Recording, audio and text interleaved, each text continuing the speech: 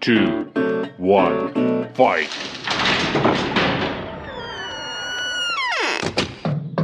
Open up, Colorado. It's 420. Time to grind and burn. This is not your son's stoner show.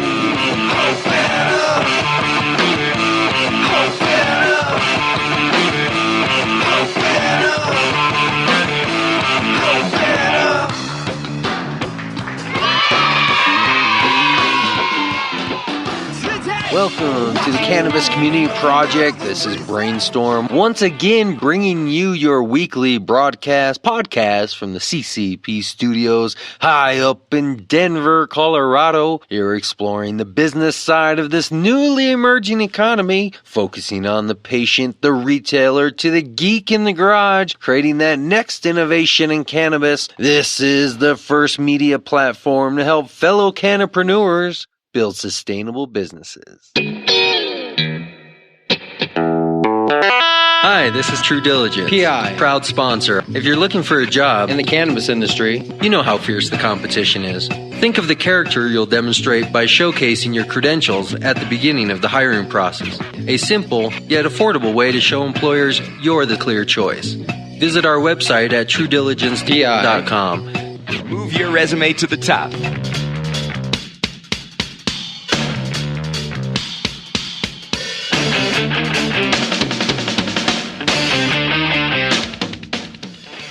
Well, my name is Alex Whiteplume. I come from South Dakota. I came up here all the way to Denver, Colorado. It's a mile high, and I came here because I was invited to join this Hemp Awards Festival because I'm all about hemp. I started growing hemp back in the year 1998, and today I have a federal restraining order against me, so I can't touch hemp, I can't grow it, I can't sell it, I can't do anything with it because I'm the only one named in the 1934 Marijuana Tax Act ban. No one's ever been named in that. I'm the only one. And why is that? And I'm a Native American, they call us, but I'm really Lakota. What we want to do is just ease out of the poverty, slide into the middle class, and live a comfortable life. We don't want to take over everything, but our main goal in life is to protect our water. Our water is being destroyed at a rapid rate, and it's not going to do me no good to grow industrial hemp if I'm going to water it with radiated water. And so we're opposed to all form of mining, especially the uranium minings, the oil minings, the propane miners. They're ruining water, and people in Colorado turn their faucet on and it lights up, and that really makes us sick. It makes us cry. Why are they doing this, and why ain't the people standing up? They need a boost of some kind to get up and defend what's real, and the water is real. So I come here today in Colorado, and I met a lot of friendly folks, and I'm just honored to be amongst people that are developing hemp and all its uses. People made me a wristband, I got a little knapsack, fanny pack, all types of things made with hemp, and that just makes me smile up with pride. And I wanted to do this. We could have been doing this for the last 20 years. We could have been way ahead in the hemp industry, but here we have to stand on the sidelines and observe other people doing this. So it makes us feel sort of jealous and envious, but again, we're proud that somebody's doing it. If you want to contact me, I'm real active on Facebook. I live way out in the country and there's nothing out there. My closest neighbor is 2 miles from me, so Facebook is a good outlet for me. I learn from people around the world what their movements is and what they're doing. It's under Alex Whiteplume. It's ALEX, Alex, and then White, WHITE, and then Plume, PLUME. It's a double word.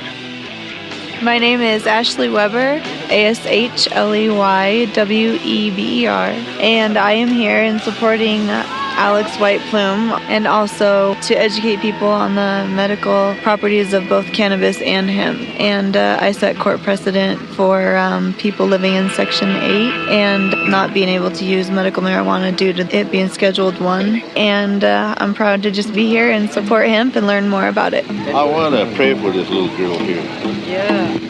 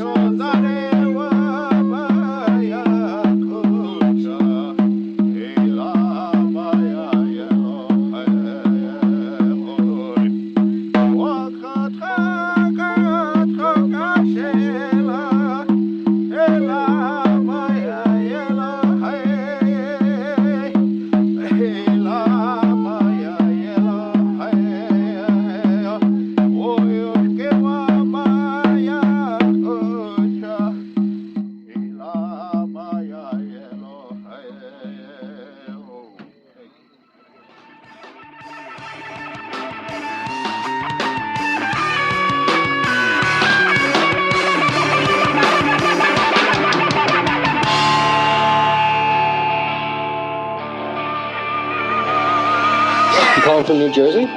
No, I am calling from Steamboat Springs. I moved up here from New Jersey in like late 2007, and I just never changed my phone number. I've had the same phone for a long time, so never changed it. That doesn't cause you like delays in service or from having an out-of-state phone or service? It definitely does. Okay, I am Anthony Franchosi from the Honest Marijuana Company in Oak Creek, Colorado at www.honestmarijuana.com. We are trying to create the highest quality organic flower. We think 10 people in the first year will be working with us. The footprint of the building is 2,250 square feet, and it's 3 stories, so close to 8,000 square feet.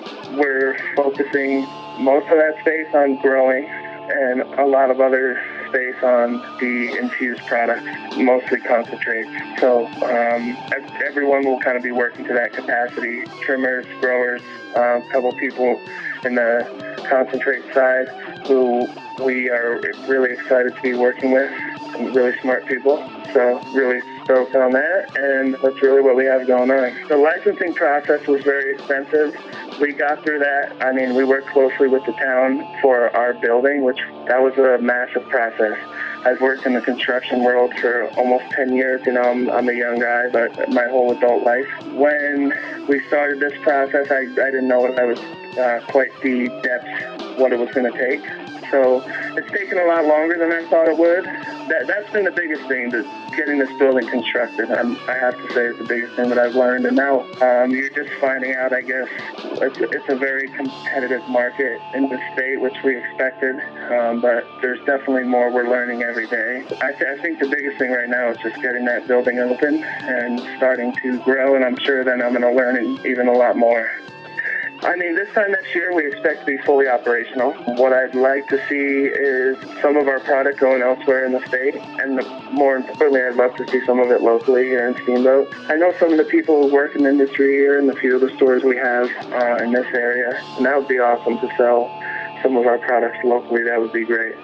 Hopefully be going elsewhere in the state. What I really just want to see is some good tested flour and concentrates with no residuals, no heavy metals, and definitely no pesticides, anything like that. So if you have a good idea and you're passionate, is that your milkman has 250 grand who he wants to make money to. And so that's something that I've absolutely learned, is that if you have a good idea and you're passionate, reach out for it and try to achieve it.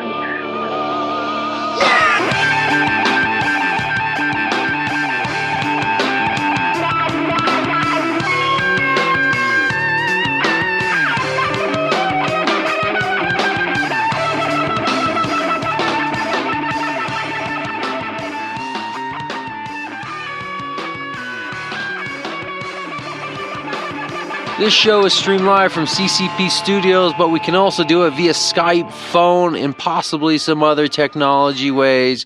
Let's just get you on the show. So if you have an idea, you have a business, maybe a product you've been thinking about, contact me.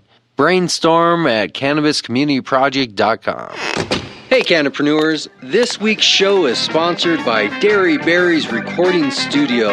Dairy Berry's Recording Studio, located in Arvada, Colorado, is your local recording studio with affordable rates. Mark is well experienced and will make your show, music, or any audio you have sound great. He makes our show come across the internet loud and clear every week, and he can do the same for your project. Take a look at dairyberriesrecordingstudio.com or call Mark at 303-456-8216.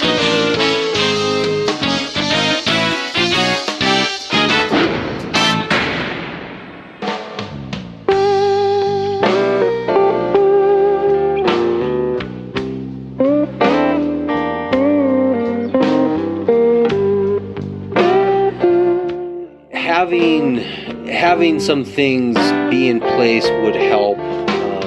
having a more permanent studio rather than a rotating studio would help, because it would give a permanent location where you could kind of create an office environment around it, have your network of people coming and going, and have more people working on the show from a permanent location. Right now it's all over the place, so it's hard to pull together a network of people who are consistently working on one project. So it's usually me as the bass every week, and then every week having a constant changing of individuals who are kind of helping me out on the show, because I don't really have resources to just hire people to be my full-time. Right. Hey, now you're my correspondent. Here's a salary. Go put together some segments and come back at the end of the week. I wish I could do that. Unfortunately, it's mostly me. It's done on a week-by-week basis. I mean, as you'll see, we recorded today, and only because it's already Friday and tomorrow's show is in mixing right now, that one's done. I'll start working on this one by Sunday and start from the beginning of each show. I start with the introduction, start with what are the ads going to be this week, what's the music going to be, what are the different segments, put all that together, which takes a day or two of probably 4 hours a day. Usually I'll work from about 9 at night to about 1, 2 in the morning. Do that for about 5-6 days a week, working on the show. After I put together what's going to be on the show, what are going to be the segments, what's going to be the music, what are going to be the sponsors. Once that's put together in order, then I have to go through and actually edit each minute for fluency, taking out those dead spaces, kind of correcting people's speech, making sure things that shouldn't be talked about, like you said, don't get talked about, cleaning things up, which takes another day or two. And then I send it off to my audio guy, which spends a day or two, depending on his time frame, doing a master mix, and then he sends it back. And then usually by Friday night or Saturday morning, I'll upload it to my RSS feed, and then it posts live at 4:20 my time to the feed, and then goes out from there to all the different places it distributes to. Oh my God. That's super ambitious and super admirable of you to do that every week, man. Yeah. I mean, that's a lot of work. Yeah, it's about close to 20 hours a week per show to get that hour. I mean, if you think about it, so we just spent, over an hour talking, but normally we'll spend about an hour with somebody, right? Yeah. It'll take about 4 to 6 hours to just edit our conversation. Right. And then I have to think about music for the week. So I spend probably an hour going through music files looking for what music to play, and then I gotta actually place it in the show, so that could be another hour or two. And then I gotta pick out the sponsors and the commercials for the week, make sure I'm getting the right sponsors and the right rotation, which could take about a half hour actually working that out and placing them in the show. Then I could have within a very short amount of time, probably a full network of 3 or 4 shows going, a full lineup of sponsors, a 24/7 content, everything from audio podcast to my YouTube channel to the social media, and even possibly a text blog, and really cover all the media areas and just dive into it and make it a Cannabis Network media channel. And that's the ultimate goal in time. That's the goal. That's great. That's what I'm building up to. So the single product I'm starting with is my show. Well, I'll tell you, I mean, from a consumer point of view, a listener point of view on this end, I've listened since week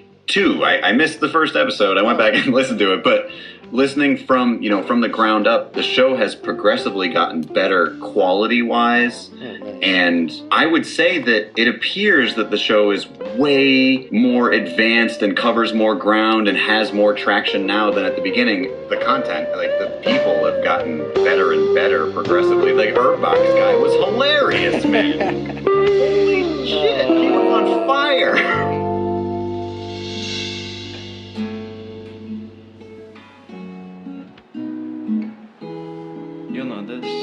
Puff, magic dragon, he lived by the sea and frolicked in the autumn mist, land called Honolulu.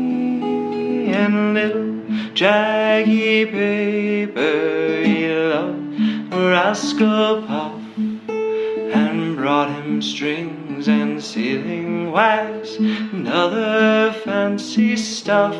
Oh, Puff, the magic dragon, he lived by the sea frolicked in the autumn in a land called Honolulu.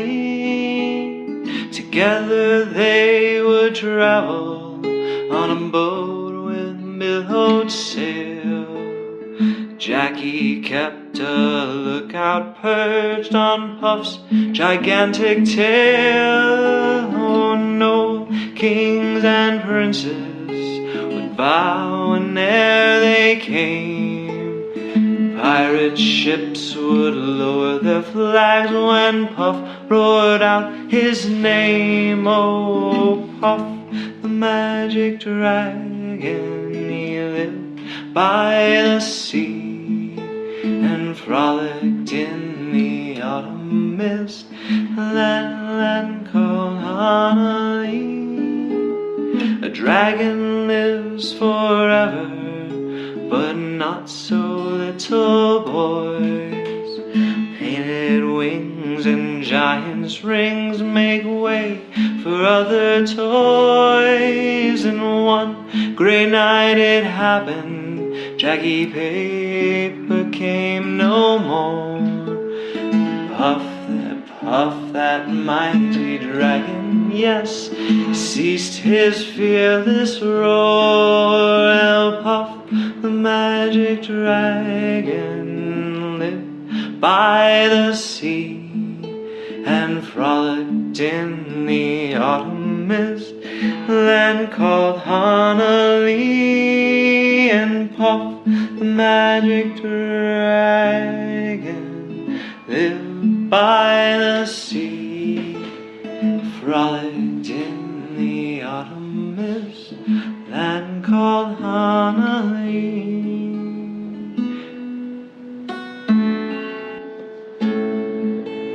Just an education, a master's degree for so many people. Oh, yeah. Well, And I want to learn all about it. Yeah, But so let's start with an introduction. Okay, let me introduce myself. My name is Paul Isham.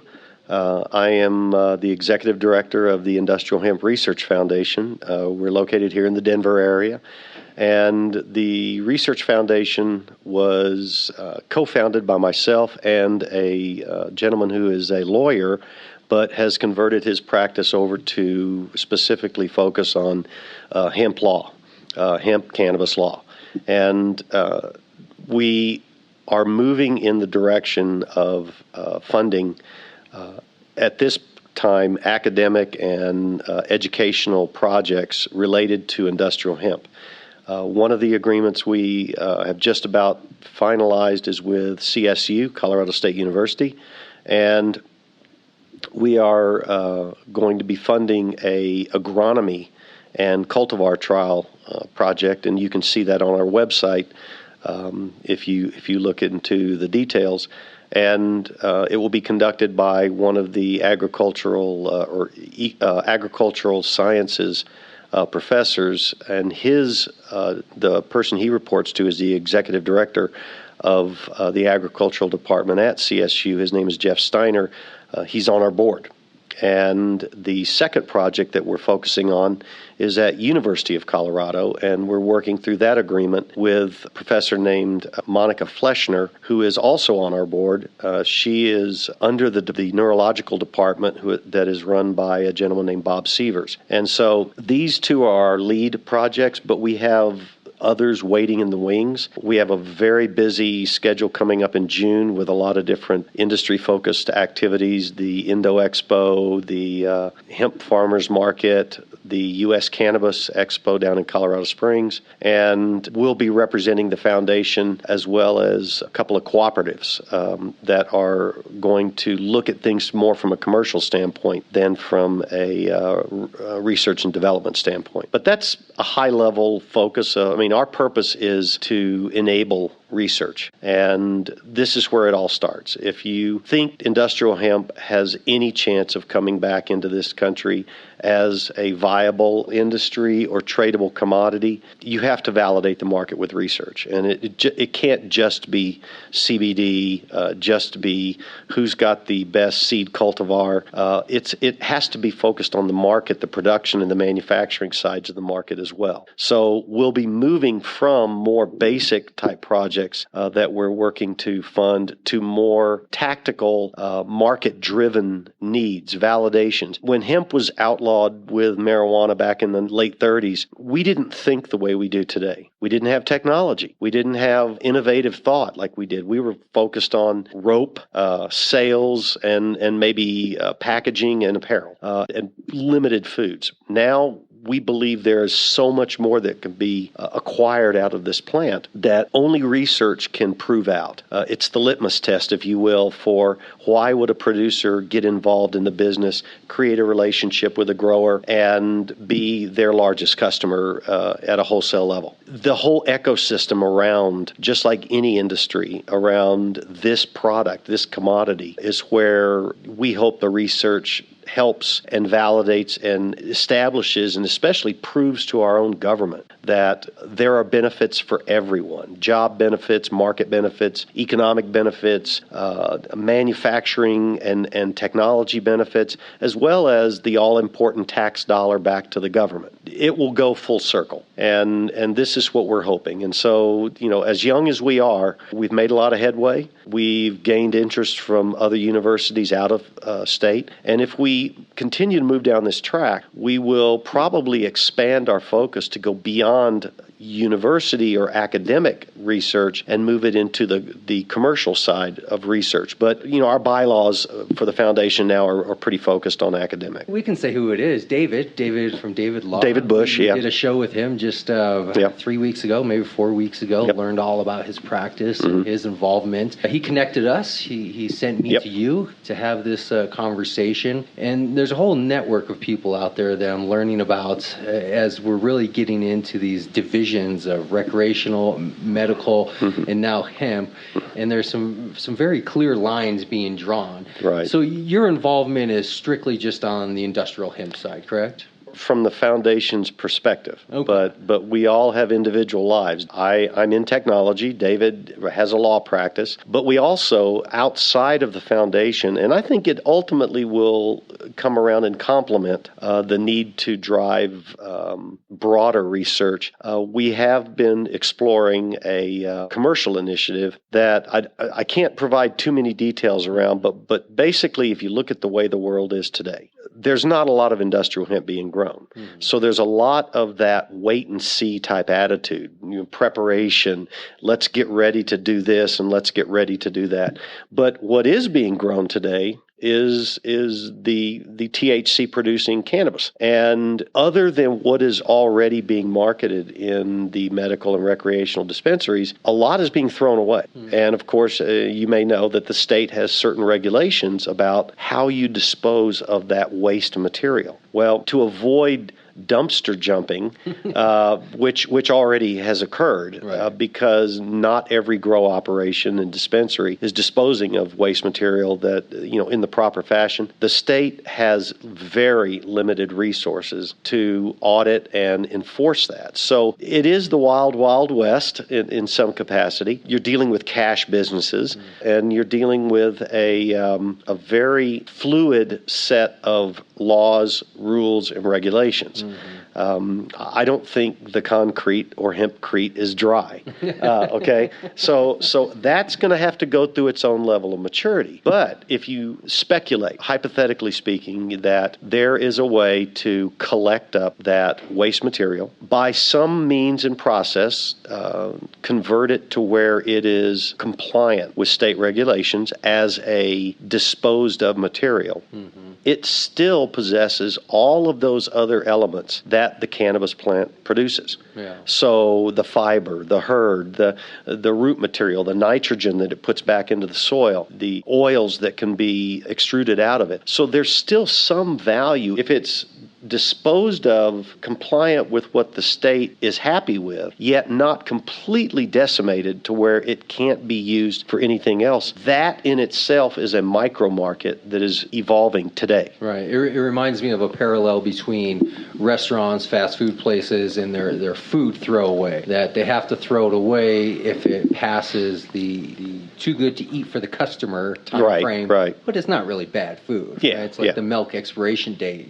once it passes the date, Well, look it's at not really bad. any restaurant or food service organization or company that uses any type of oil, vegetable oil or whatever. A business was built around that reusable oil collectors, the grease, and they're turning that into biofuels. Yeah. So or soaps or whatever. So think of a big landfill. So anything that you can imagine sitting in a landfill, rotting away, causing carbon emissions. Why do you think they have vent pipes in a landfill so it doesn't blow up? Yeah. It doesn't become toxic. Industrial hemp has so many properties that could complement the replacement of many of those items. As I was saying before, there are these ancillary business paths that are being born today that are looking at, well, what commodity is available today? Well, it's cannabis waste. So how many different things could you do with that would still allow you to classify it as industrial hemp? So the research around that is being done right now, only it's not necessarily academic research. So the foundation, although we support the academic and educational side of research,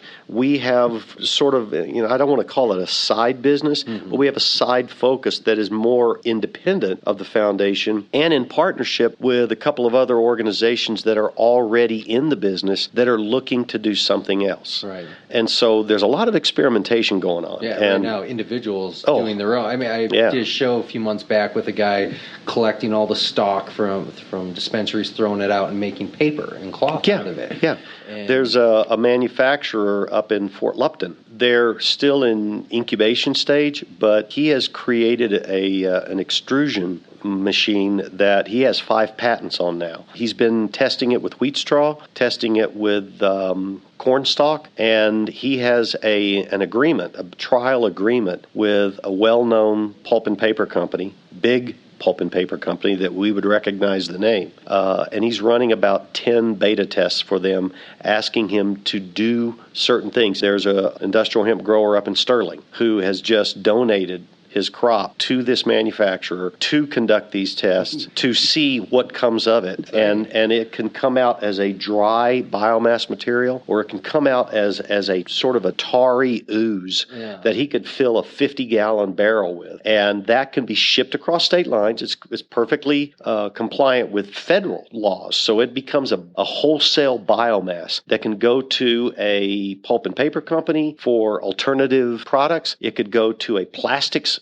manufacturer as another way to create a more biodegradable Keurig cup. Yeah. Or something like that, or the weed eater line in your weed eater that biodegrades and doesn't leave little pieces of plastic laying around your yard, and also adds vitamins and nutrients to the lawn when it biodegrades. That actually brings up do you mind saying where you work or who you work for? Is that something you want to? Yeah, no, it's fine. Okay. I'm currently, I can just give you a real quick nutshell. Yeah.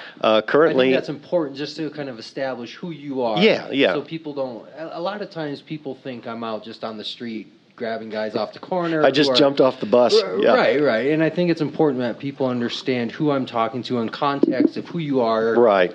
Your professional status, maybe not necessarily your age level, but just kind of help people understand from an audio standpoint that we're talking to some professionals here in business. And that's a great segue as to what I envisioned when I first became interested in all of this. And of course, my role with the foundation is a volunteer role. So it is a charitable, investment of my time. I believe in it. It's a passion of mine. But I don't get paid to do this. So I have to fit it in with my real day job, which is I work for Dell Computer Corporation in their Dell Services Group, and I'm a senior advisor for digital business. I've been in technology for over 30 years, mainly on the software and services side. It has allowed me to develop my approach style and a way to be compelling and valid in what I want to say when I'm talking to someone who might be an investor in industrial hemp research. So one ties ties into the other. Again, I look at industrial hemp from a very technology-centric perspective. I'm not a farmer. I've never worked in the manufacturing industries, but I know it's going to start there. You know, the whole supply chain has to begin somewhere and end somewhere. And so there are so many different stopping points along the way. The organization is new, you said, right? 90-some days in? We're about 90, maybe about 100 days old. How does this sit with your employer? Is this something that's openly discussed? Was this something you just said, hey, I'm going to do this on the side? Yeah, How did that work? Dell is a very community-oriented company. Like most major corporations, they encourage personal and beneficial involvement in so many types of benefit initiatives, charities. I know just about every manager at Dell has got something that they believe in: women in business, Habitat for Humanity, Leukemia Society. I volunteer for... Those aren't as controversial as hemp. Well, you know, you have to start somewhere. Right. I'm sure if I dug deep enough, there would be some volunteer organizations that are, you know, maybe less mainstream than the ones that everybody knows: American Cancer Society, Wounded Warriors, in the sense of bringing jobs to America, back to America that may be elsewhere, in the sense of bringing innovation into the agricultural community, in the sense of helping farmers across this country stop going bankrupt, be able to expand what they do for a living. I mean, I came from a very agricultural part of Texas where I was born, and I've watched farmlands die. It's a very sad story in this country. And so we may not manufacture everything as we move forward into the future, but we can sure innovate from something that was put in the cupboard for almost, 70 some odd years, and is still a very valid commodity that has so many different benefits. And that's what became my passion. And if anyone questions, my interest in this, I have more arguments than you can shake a stick at for why it is a good use of my personal time. So you didn't have to get like special permission to be involved in this? No. If I were to ask Dell to support it, there is a program within Dell that validates, and they have a governance council that says, okay, they have a program called Dell Matching. It's called Dell Gives. So they match certain contributions if it is an approved initiative. Right now, where industrial hemp sits, on its timeline, its maturity timeline, as it is reborn back into this country, is probably a little too early to go down that path. Right. But I'm convinced, and I know there's thousands of people like me out there that are doing different things, are convinced that this will happen. Mm-hmm. This will become a viable commodity. It will produce the benefits, economic as well as scientific, medical, nutritional. It can't help but become a viable commodity once again. When it gets to that point, it doesn't stop the need for research. When it gets to that point, it actually accelerates that need. And so that's when you go to those organizations that may not want to be the leaders in supporting that, just because of the nature of their organization. Right. Some are very conservative, others are cutting edge. But it'll happen. Right. I mean, I bring that up before we turned on the microphones. We brought up the Dude, Where's My Dell guy. Yeah. That's what I remember from, I guess, high school. I don't know. Yeah, I don't know. It was a long time ago.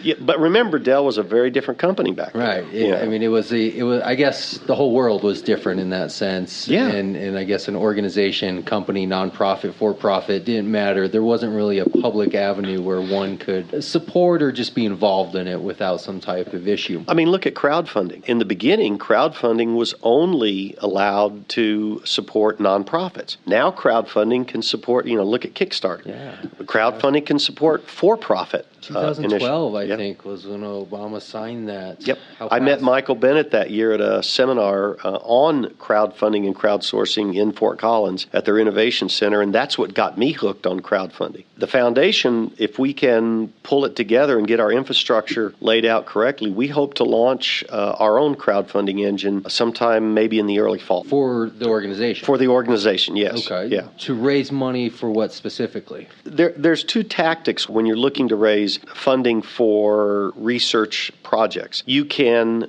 go out and solicit like-minded people that would be focused on funding specific projects, almost like a charitable donation, or maybe they would share in the IP. It all comes down to agreements that are set in place. You could also, and I think our best avenue at this early stage is to not try to raise funding for any one given project, but to raise funding in general for industrial hemp research, in general, so that we have a pool of funds that can then be channeled. We have an application process and a procedure on how the board votes and agrees to accept this project as one that we will work to fund.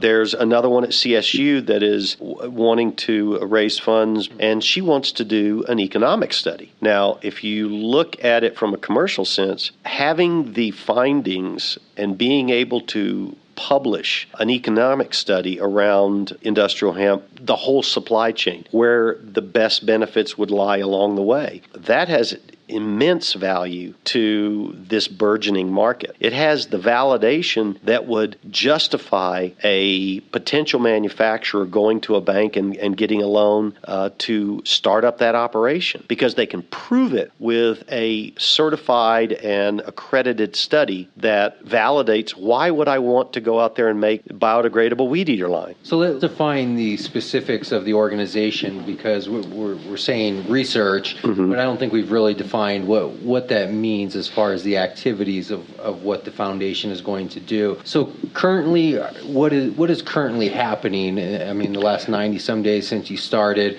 and then the next 90-some days out. Our plan, and again, plans can change, especially when you're still maturing as an organization, is to, we've participated in a few events.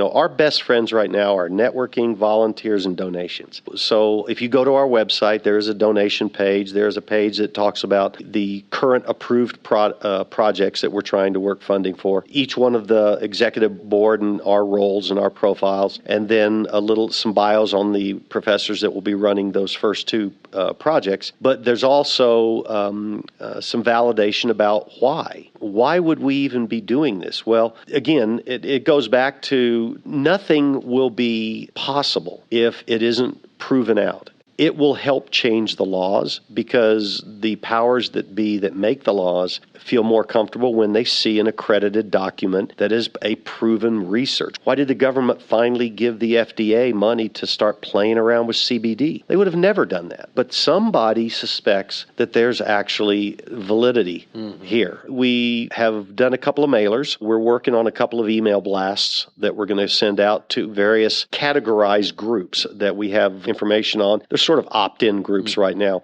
groups where we don't have to educate them on the differences between marijuana and industrial hemp, and other groups where we might have to. So we're tweaking that messaging. I have a meeting next Tuesday with one of our volunteers who is a marketing specialist, and we're going to come up with those campaigns that will go out to people and really tell the story and ask the right questions about their interest in their level of support. As I travel around, like I said, I try to meet with people that I know are sympathetic to the future of industrial hemp, and organizations that might be interested from an innovation standpoint. Case in point, oil companies that are looking into biofuels. Case in point, manufacturers that are trying to reduce the amount of carbon in their products. Any number of things that are very eco-friendly, because if a organization that buys into this and begins to produce products that are proven to be beneficial to the environment, can advertise and establish themselves as an eco-friendly company, believe it or not, there's tax breaks for organizations like that. And so it's really a two-way benefit to adopt that type of attitude. It's being done in Canada, it's being done in Germany, it's being done in Russia, it's being done in China. The benefits back to the companies may be different based on their governments. The writing's on the wall that this will morph into what it should be. It really feels like we're way behind to the rest of the world. We're 10 plus years behind the rest of the world. And really, we're the largest consumer of finished industrial hemp goods. So why wouldn't we want to ante into that game, so to speak? If you took out industrial hemp and put in petroleum, that same sentence could almost be said. I'm just saying. Some things don't always make sense. So what I'm hearing is there's kind of three angles here on the Research Foundation. One is kind of a consumer research, a marketing aspect. One is for businesses to work with how it can be incorporated. And then the other is a research of gathering information. Well, tie it into education, really. As much as you, myself, and our small little community, and it is a small community in Colorado that get it, that understand that there is the legalization of marijuana was the only way that industrial hemp could become a commodity that could be experimented with because they were tied together. If they weren't tied together, I don't know that the legalization of marijuana would have happened as rapidly. Right. I think it's the chicken and the egg. Yeah. One thing led to the other. But if we can manage, if legislation can manage to separate the two. I visit with dispensaries and talk to them about supporting the foundation because they're going to want to look at other revenue streams too eventually. I talk to organizations. For instance, I'm trying to get a meeting at RJ Reynolds Tobacco. Why wouldn't a company that is not making as much money as they used to make, is not that friendly company, that's why they've become these multinational holding companies, getting into food products and stuff. They cannot just be a tobacco company anymore. So why not look into alternative sources of food products, alternative sources of pain relief, and different things? And then you got big pharma. Right. Why wouldn't they start looking into this? But nobody wants to be the first one on the dance floor. So because it is a little controversial. But you separate the two, and all of a sudden the controversy goes away. Sorry, I can't hear the name R.J. Reynolds without always thinking about the movie Barbarians at the Gate. Yeah, exactly. Yeah, the smokeless cigarette. Yeah, right? The smokeless cigarettes, and just that whole idea around that idea. Yeah, how many times do you drive around Denver and see vape stores?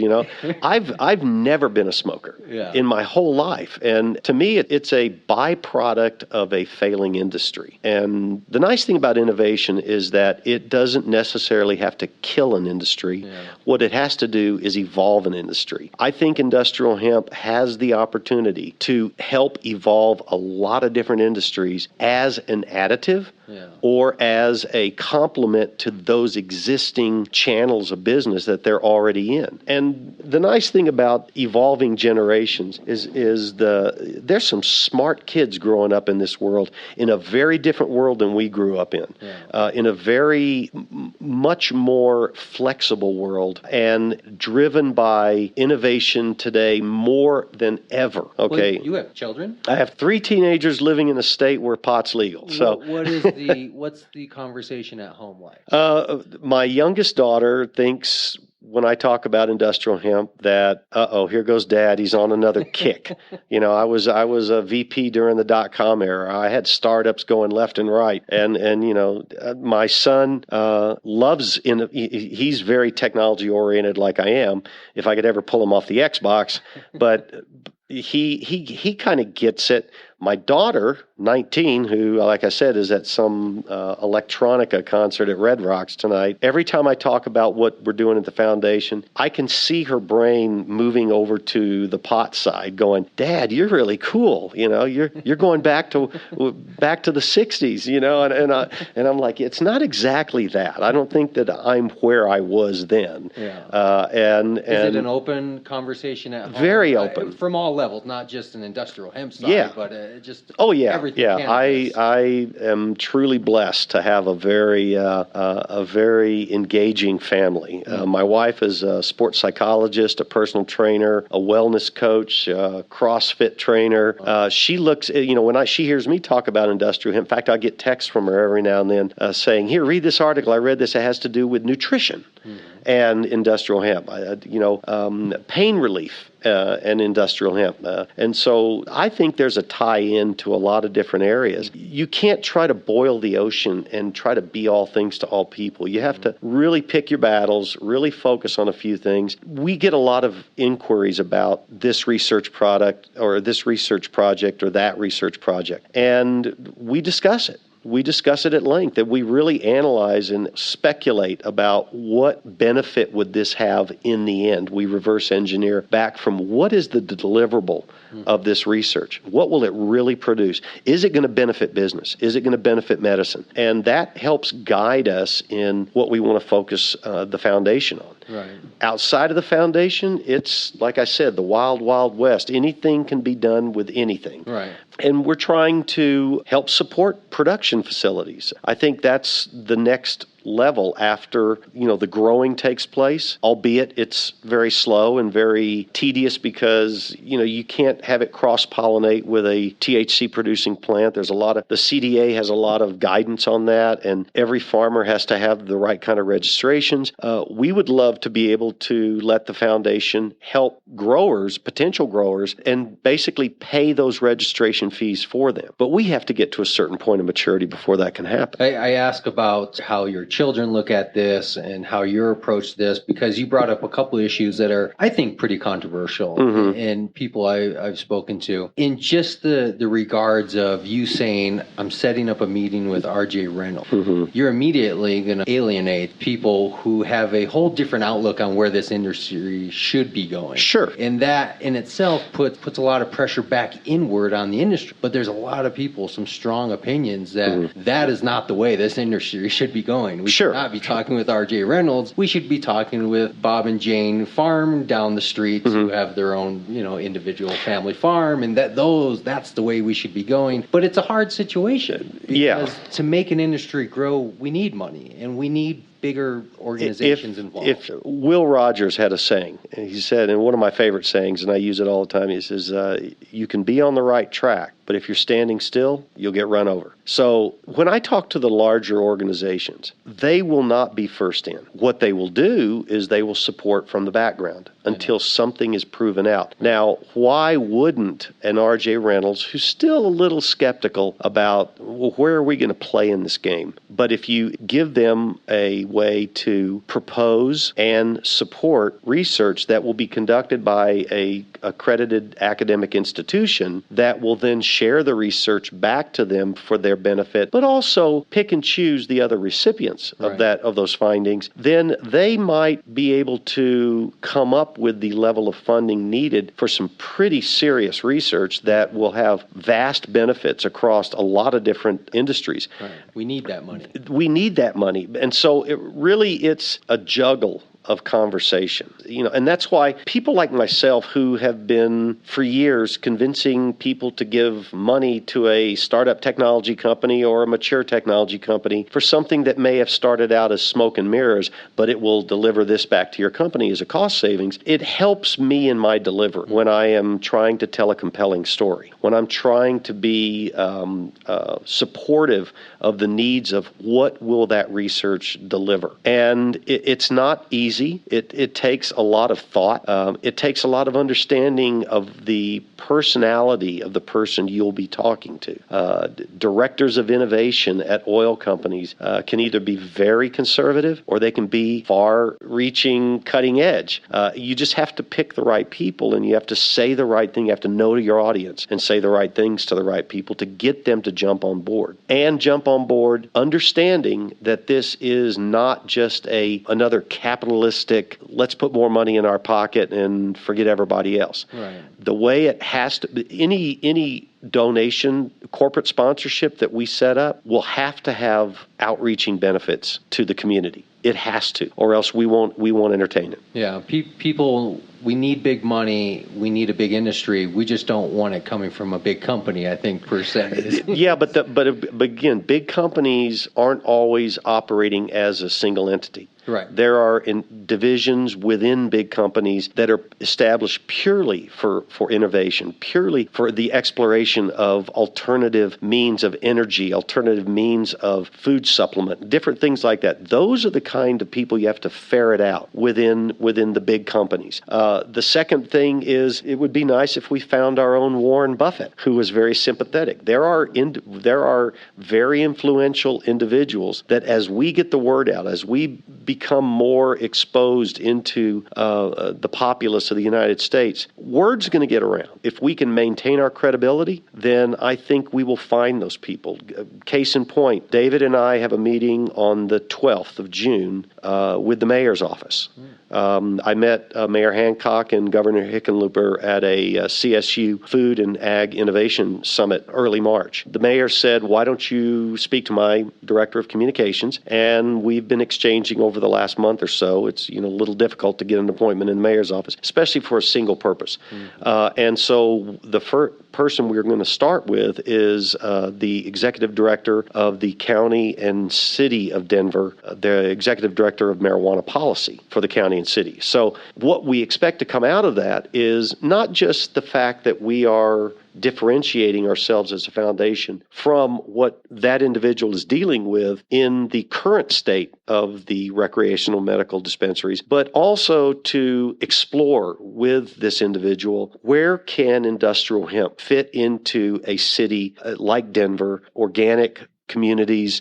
Where can we fit? What can we provide and help support? And is there research that should come out of that? If we do our job right, if we tell the story correctly, I think we can find ourselves getting support from the city and the county for research. And that's the type of research that ultimately will be more beneficial. Of course. I mean, people researching the genetics of the plant and how to make stuff better in the plant will happen. Yeah. But what do we do once we have it, I think, is the research people are really going to want to know, because I think we know how to grow it. I mean, right, we yeah. may not be masters yet at it, and there's a whole variety, we've discovered. There's tests going on that will tell you, what's going to grow better at higher altitudes. Right. The agronomy project at CSU, it will determine just that. I met with a geneticist with an organization here in Denver, and he is working on a strain or cultivar seed that he is expecting to produce really a sterile type industrial hemp plant that cannot be cross-pollinated, that basically becomes immune, because pollen can travel for miles. And so if someone's growing marijuana, in one side of the county and 20 miles down the road, someone's trying to grow pure industrial hemp, there is that propensity. And you might find the DEA knocking at your door with flamethrowers saying, hey, let's burn this crop down. It is possible. So science and innovation and research is what's going to drive that logical outcome that all of a sudden makes it inarguable for the government to not separate the two plants. And those are real issues. I don't know if people really understand, but genetically modified corn and other stuff that comes from companies such as Monsanto, if it blows over a fence, there's some real political and legal issues there. And I don't think people understand that it's not just simply saying, oh, come on, just grow it over here and grow it over there. But it really does happen. And we've happening now with current agricultural, with corn and other types of things that are specially developed. Like how many times have you heard the acronym GMO? GMO free, So there are arguments right now that are pro and con about how those right plant strains will be developed and then dispersed. I don't want to get into that argument. There are much smarter people that are working through that, figuring that out, and then the legislation should probably follow. But as you said, what needs to happen is, okay, so we've got a crop. We've got 60 acres here. What do we do best to benefit why we got into this? I'm a farmer up in Bennett. What do I do that makes this a valid side of my business now? Or do I keep growing alfalfa? Or do I keep not growing because the government pays me to not grow? I've got land here to use. Industrial hemp is a perfect rotational crop because of what it gives back. And so those are the things that people have to wrestle with in order to validate, do we get in on the front end? Others, they'll be in the middle. I've seen it. I grew up in a small little farm town down south state, and I've seen struggling farmers that are not big conglomerate farms. They're small farms, and they struggle with these questions of what do I grow, how do I grow it, and how much resources am I going to spend trying to grow it? What's the cost of goods sold? How much am I going to have to invest to jump into a potentially game-changing industry? Yet it's at that controversial stage right now. So when do I jump in? To what depth do I jump in? Like I said, you have to pick your battles. You have to time it, appropriately for where the state of the union is around this industry. So how do you pick your battles? Because we've just gone over research and such a broad topic here, so many things that could be researched. How are you actually taking this foundation and narrowing it down to this is what we're going to stand for and represent and pursue? Right. Well, I mean, there are the obvious. There are the obvious medical benefits with extruded oils, CBD. That's already been proven to some extent. Now, granted, it doesn't have the FDA seal of approval on a lot of it, but it's getting there, in my opinion. It's getting there. And, our project with University of Colorado in their neurological sciences department, that's a valid project. That is going to produce something that will, be shared with medical institutions, providers, individual practices for PTSD and potentially stroke victims. Look at the chemotherapy patients that are moving to this state. Right. Because it appears that it has some beneficial effect. No one has written, the Bible on what CBD can do, documented by the Medical Association, the AMA, and the FDA. But there are proven incidents of beneficial effects. So it's got to go from that point of speculation to the next point of documentation and validation. Why do you think in Steve McQueen's last days he was getting some treatments out of Mexico because he couldn't get the treatment he thought he needed and his doctor agreed with him that he needed in the United States? And that was many, many years ago, and it was related Steve to his McQueen, actor, race car driver Steve McQueen. Race car driver Steve McQueen, Sure the Great Escape motorcycle riding Steve McQueen. Yeah. So there's a lot of benefit to, as you said, picking what research is going to have the greatest impact the soonest. So inarguably, medical is one category. The other category is, what do we grow? Right. And how do we grow it? It's easy to say, well, it'll grow anywhere. It grows in ditches in Nebraska. It's a weed. It's drought proof. It's a weed proof. I mean, Nebraska, I think, is actually dealing with this issue. They are right now. Yeah, exactly. It's growing like people are driving from Colorado, picking up that ditch weed and bringing it back to Colorado. It's probably not a good idea, but but it happens. The point is, it'll grow like a weed. It will grow like a weed. I grew up in South Texas. Let me tell you, there's no better place to grow cannabis than that sandy loam down there in South Texas, where right now there is so much cheap land because the cattle business pulled out, the oil business pulled out. It's one of the most impoverished sections of this country next to Southern California. The best way I can relate it to people is, like corn, the majority of corn grown is not corn you want to eat. Exactly. Just because hemp can grow everywhere is not necessarily the hemp you want to be using for all of these different areas. Yeah. So I mean, there's a lot resources. I mean, you're 90 days in. What people? It's you. We have an executive group of about 6 people. Okay. So we have about 15 volunteers to date. After the events that we're involved in through Hemp History Week and the U.S. Cannabis Expo, Indo Expo, and the Hemp Farmers Market. Every one of these events, we solicit volunteers, and then we call them. We have conference calls. We have meetings and say, okay, what are you capable of doing? What area would you be in? Are you a phone caller? Are you a door-to-door? Would you like to go stand at a mall and solicit? So we have a lot of different avenues we can explore, but we also have to maintain some level of professionalism in what it is that we do. So again, we're picking our channels of how we go about soliciting the funds. We're hoping to take it up to another level very shortly and then expand the reach. And a lot of that has to do with the messaging. We get hits on our website with suggestions all the time. I was at an expo. I was approached by a gentleman from University of Nebraska-Lincoln, wanted to talk about some projects. University of Illinois wanted to talk about some projects. There's Mesa State has some interest. Growing industrial hemp on the western slope. Is that going to grow differently than it is in Lyman? So all these different conversations are had, and like I said at the very beginning, because we are a non-commercial, non-profit, research-focused entity, it makes it easier to have those exploratory conversations without any paranoia back on the person we're discussing this with. Because we're not trying to steal someone's business. We're just trying to open the door so that innovation can occur. open the door so that a market can broaden in unto itself. I feel like I'm doing something that is good. If I can help establish businesses, I don't consider myself a pioneer in anything, but if I could be one of those people that was an enabler that helped bring this industry back to credibility and turned it into a major job producer, a major farm and agricultural community benefit that can put food on people's table again because now they have something else to produce.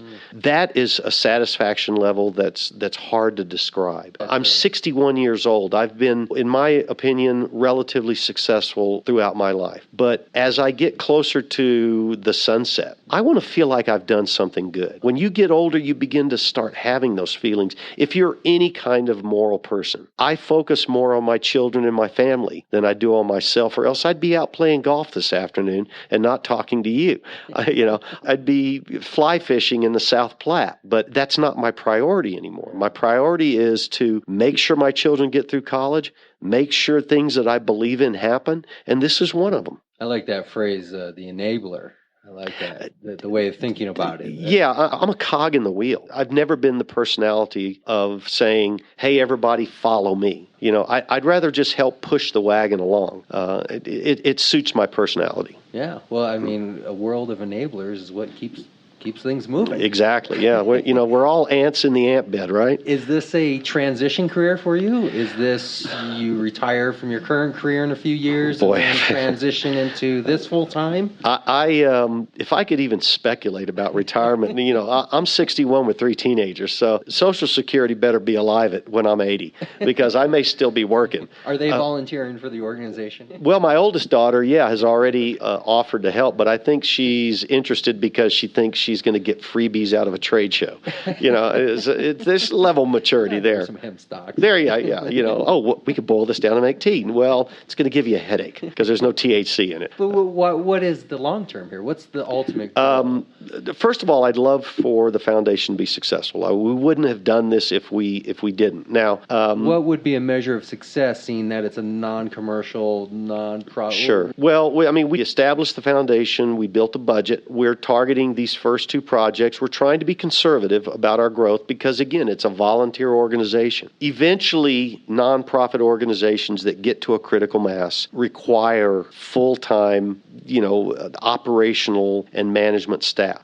If this could build into something like that, yes, I would entertain that. But again, I didn't get into technology 30 plus years ago because I didn't like it. Right. I'm that non-programming geek type person. I'm still fascinated by technology. I wouldn't be doing what I'm doing today if I wasn't. And if I could somehow find a way to tie what I do into support of the foundation, then I've got the best of both worlds. Yeah. I can't discredit what got me to where I am today.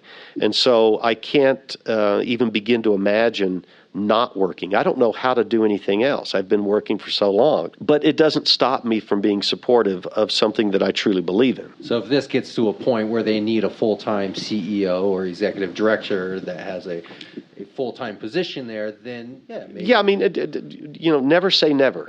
I don't want to lose the focus that I have today, which is a very exciting part of the industry that I'm in and the company that I'm with. It was very exciting to be part of a company that went private. You get to explore more things and you get to open up innovation into other areas. But much like you would say that your other hobby is cooking, it doesn't stop me from wanting to be a better cook. Right. It doesn't stop me from wanting to explore with different types of food mixes or dishes or things like that. Industrial hemp is an extremely exciting potential that I've embraced. You can talk to any other individuals that I interact with. Zev at the Rocky Mountain Hemp Association. I met Doug Fine, the author of Hempbound, at an event up in, I think it was Longmont. And it was basically co-hosted by the Colorado Hemp Corporation, who is the gentleman who initiated and co-sponsored the Northern Colorado Hemp Expo in March, and this manufacturer up in Fort Lupton. And it was a very small but influential group of people. I'm working with another individual who heads up what they call a real estate exchange, a bunch of real estate owners that are looking to invest in other things besides real estate. And this lead at this real estate expo or exchange is working with a group of other individuals that are looking to open up a production facility here in the tech center area. Oh, nice. Production facility in the tech center? Yeah. Where is there space for that? They tell me there is. I didn't ask the exact address, but there appears to be there appears to be some buildings coming up for sale. So I think what they want to do is take baby steps. Yeah. And of course, it would require pretty good critical mass of industrial hemp to work with. So nothing is going to happen fast. Yeah. It is going to be a very measured process. Things will change, but being ready to embrace that change is what I think it's all about right now, especially beyond the growing state, the other parts of that supply chain. I mean, they're just like any other industry. Before I got into technology, I was a nut broker. I worked for a nut broker. I worked for a food brokerage company in Dallas, and I had the nut division. So I would buy and sell 40,000-pound rail car loads of pecans, walnuts, cashews, almonds, macadamias. Think of what I'm about to tell you in the sense of industrial hemp. I would buy from the grower, so pecan orchards, peanut farms, macadamia growers in Hawaii, cashew growers in Africa. I would buy from the grower. They would ship it to cold storage. We would test it for E. coli and moisture content levels, and we would set a price on that commodity, i.e. industrial hemp. Okay. We would then identify shellers or processing plants for those raw nuts in the shell. So raw hemp plants would go from the farm to the production facility, and we would broker that exchange, right, and collect a percentage back as commission for handling the broker. So it would be large quantities. Then once the producer, the sheller or the producer, would create the byproducts, the raw material byproducts from those raw plants or nuts, they would then turn it into various decorator halves that would go on top of fruitcakes, pecan meal that would go into pecan butter, small pieces that would go into cookies, ice cream, candy, and then whole pieces that would go just be packaged and sold in the stores, your King Soopers, your Krogers, your Albertsons, Safeways, wherever. And then we would set another price. So what was $1.87 a pound at the raw point to the producer would then move from $1.87 because the production occurred to $3.60 a pound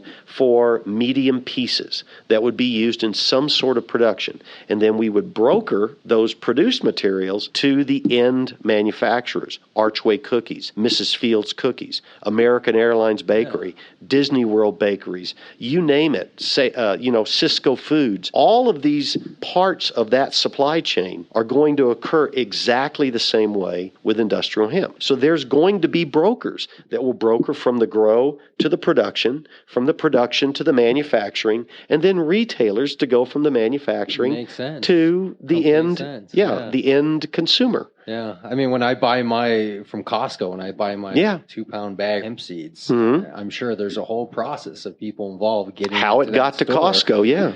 I mean, I don't think Costco is yet growing their own hemp, but I heard Washington Costco, we're going to start selling not medical, but just recreational marijuana is the rumor I heard. About a year ago, David, this was before I even met David, told me he attended a hemp Industries Association, I think it was Meet the Senators event in Washington, D.C. This was at least a year ago. And he met the president of Nutiva Products, which is, a hemp products company based out of Canada. And at that event was a senior buyer from Costco. And he was looking to buy quantities of finished hemp products. Again, we're the largest consumer of finished hemp products in this country. And he met the president of Nutiva. They had a conversation. David just happened to be standing there and listening in. And the conversation went something like this. If we gave you orders, can you fulfill those orders? And and give us a span of products to choose from. And he said, of course I can. And the Costco buyer said, well, what kind of quantities can you deliver? And he says, well, what kind of quantities do you need? And he says, could you get us about 3 18-wheelers per week? And he said, no, I just can't produce that much. So even though these other countries are ahead of us, our opportunity is to accelerate faster. Not that we don't like the fact that there are products being manufactured in other countries, but if we have the opportunity, we have the innovative and the acceleration capability in this country to take it to the next level, right? To meet those demands. And there will be demands. The more different types of research that is conducted will open up those various demand channels that will ultimately produce the end products that will create new markets that we haven't even thought about. Some kid out of School of Mines is going to come up with something else that we never thought about that will leverage a very large quantity of industrial hemp once it's produced into a raw biomass. Well, I think Costco would get more support from a PR standpoint than an R.J. Reynolds. Just because I think people just publicly sympathize more with Costco and their business model and how they treat their employees. Right. And I don't think people fear Costco as they do. Well, and don't get me wrong. Yeah, don't get me wrong about the tobacco companies. They're looking for other ways to generate revenue streams. Right. There's no question. Yeah. So much like I would go to a dispensary and look for what I would consider to be a small donation, we're trying to set up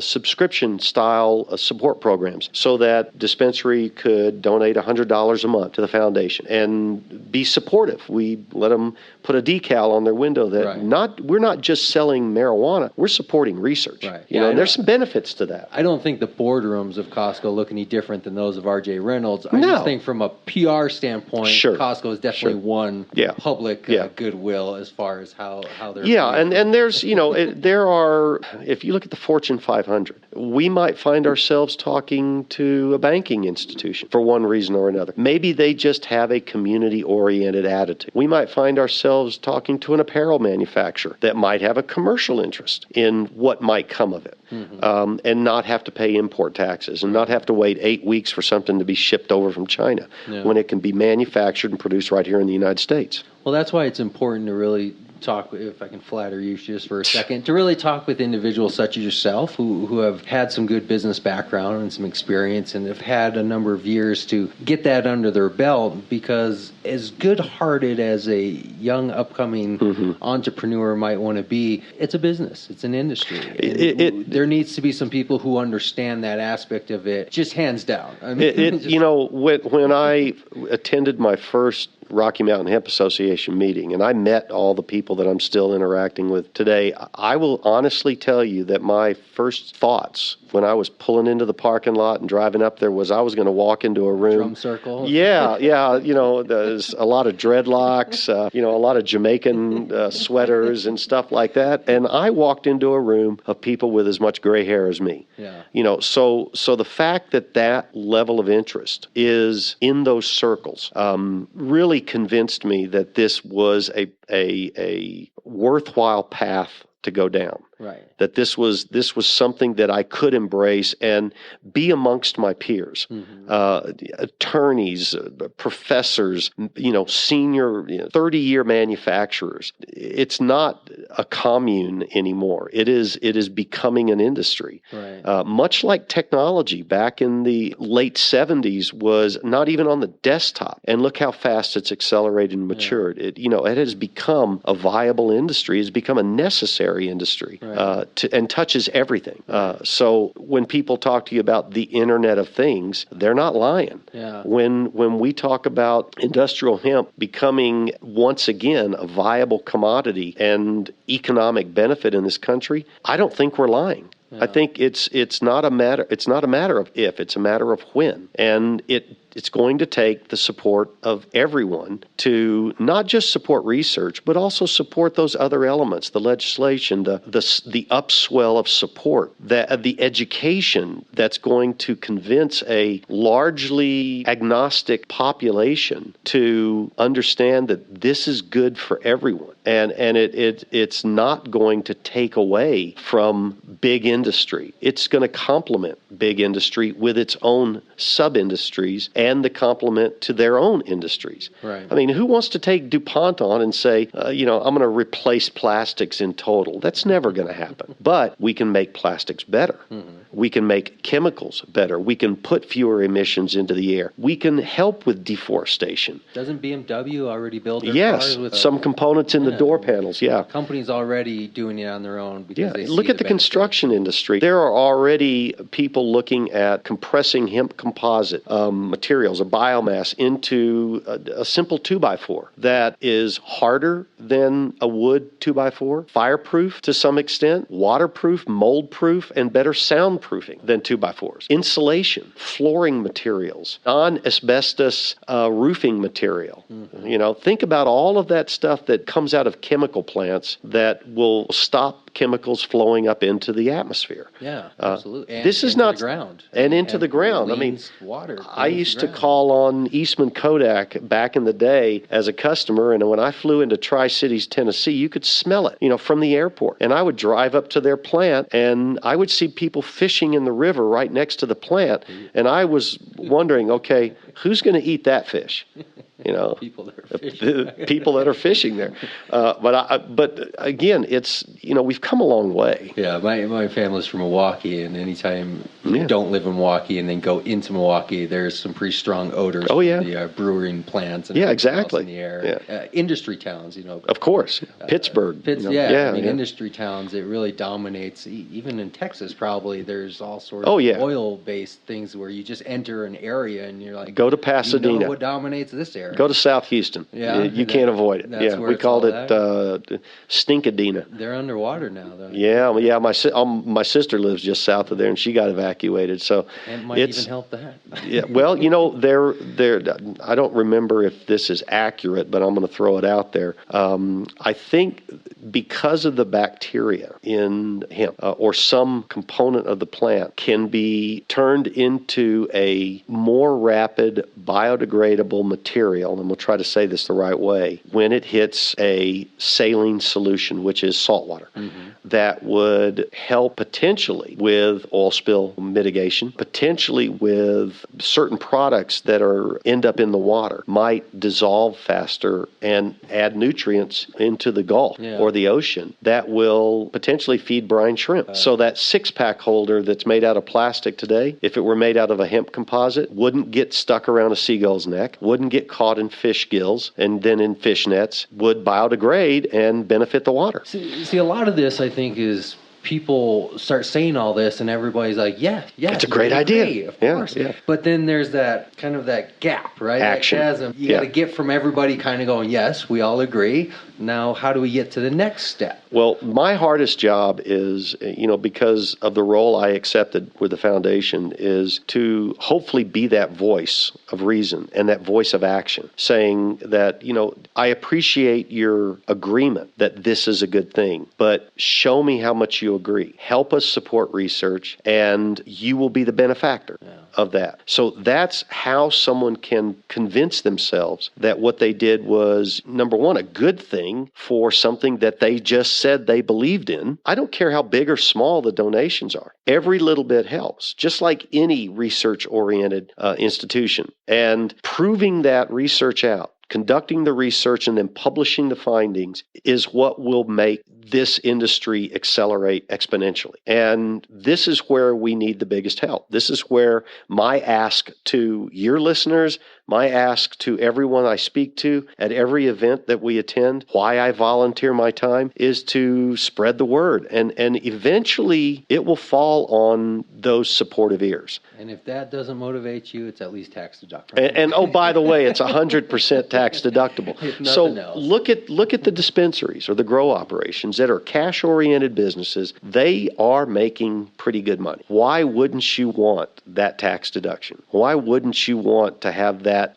also community beneficial label that you also are not just in it for cash in your pocket, but you're in it to help support and rebirth an industry? Well, maybe the foundation can be responsible for creating like a universal constitution, if you will. A lot of this is people are always in agreement, but yet can never agree to do something. And I think a lot of it is because people don't sit back and go, well, what are your intentions? Are your intentions the same as my intentions? Because if they are, then I think we can agree to do something. But I think a lot of people, they look and go, well, look at this guy in his suit and tie. His intentions aren't the same as my intentions. He's driving his new Tesla because he was one of the first in. Right. Well, God love him.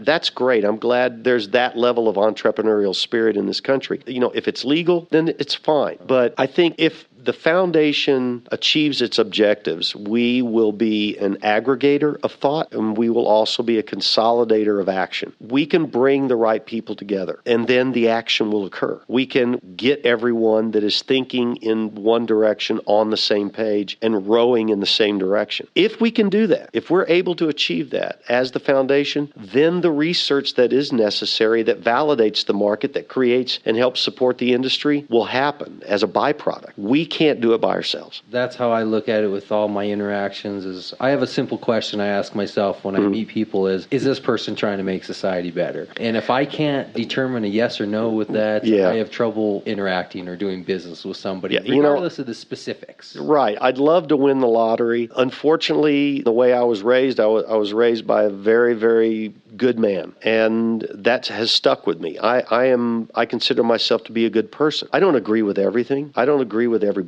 I have my ups and downs. Life is like that. I found a passion in this foundation and in this potential industry. I didn't think I would. I came in very skeptical, but the more interactions I had, the more of a believer I became. And so if I can just share that belief and impress that upon other people, then I will have done my job. You won't find me opening up dispensaries. Well, unless AARP supports it, but you won't find me standing in front of the State House at a rally with my tie-dyed T-shirt on. I did that back in the 60s and 70s. It didn't get me anywhere. I'm responsible for 4 lives. So it's okay for me to at this stage of my life to say, this is something I truly believe in. This is something I truly want to support and volunteer my time for. And if I can convey that attitude and infect other people with that attitude, then the momentum will swell. We'll get to where we need to go. And it will be probably as enjoyable a ride as I've ever had in my life. Well, I think that's what people should take away from our conversation today. So I don't want to stomp all over that ending bit. I think that's a great way to go out. We've gone almost an hour and a half. Okay. Believe it or not. How many hours do you think we could keep going? Just if we touching the surface of I think because of the way this industry is evolving, I think you should look at this more so as a continuing conversation. Absolutely.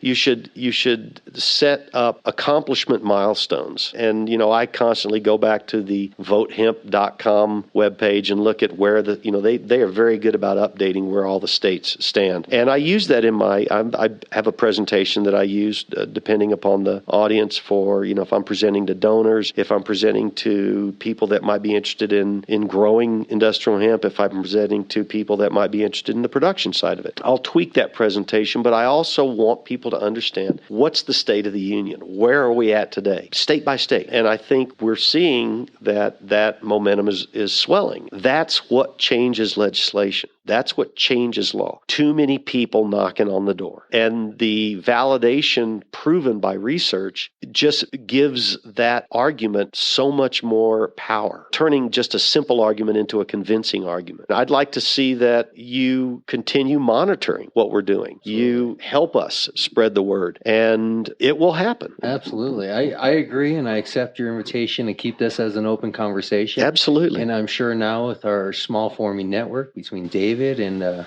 just actually got contacted by Grant. Grant Orvis, yeah, he's the brainiac. Okay, he's speak with him. He's part of our organization too. Also. Yeah. But as the network grows, as the associations expand, sure. I think the conversation is just going to naturally keep going. David and I seem to be communicating on a weekly basis. Good. And brainstorming ideas. So I see nothing less than continuing from this as a starting point. Perfect. Well, I would that would make me very happy, and it would also allow me to help you, keep people posted of what's going on. It's not easy to launch any type of organization, especially if it's volunteering time. We all have to pay our bills, but if we have a passion and we believe in it truly, it will be able to take off and fly on its own two wings. And that's my dream. My dream is to make this a reality more so than it is today, and ultimately to one day open up the Wall Street Journal and see industrial hemp in the commodities section being traded just like wheat, corn, alfalfa, citrus, pork bellies, you name it. You want a ticker? I want to see that ticker, yeah. That means you've established yourself. That means you have grown up and you're able to walk on your own 2 feet, and you are producing jobs and revenue and benefits to this country. Excellent. Well, I appreciate you participating in my passion. Yeah. I love to listen to people talk about what they do and how they do it, and I learn from that. And I really get excited when I think other people are learning through what I'm bringing them. So I appreciate this is a great medium. I like I said, I've been in radio before. It is probably the most convenient communication mechanism outside of the internet, and it was there first. I think you're able to reach maybe audiences that blogs and physical event activities, and quite frankly, we're not quite ready for primetime TV. Well, you have definitely educated us today. Well, Hemp History Week starts 6th of June. Well, why don't we end with all of your information again? Sure. The website is www.thethehihrfoundation.com. I know that's a long one, but there's also a Facebook link, so I encourage everyone to click on our Facebook page and like us. We're just about to go over 1,500 likes in our first 60 days of being on Facebook. I'm working on the LinkedIn group site, and then you can call our main number and get routed to the right individual depending upon the subject matter of what you'd like to talk about, and that number is 720-282-5806. Thank you very much, Bob. No, thank you for taking the time. I appreciate it. Have a good day.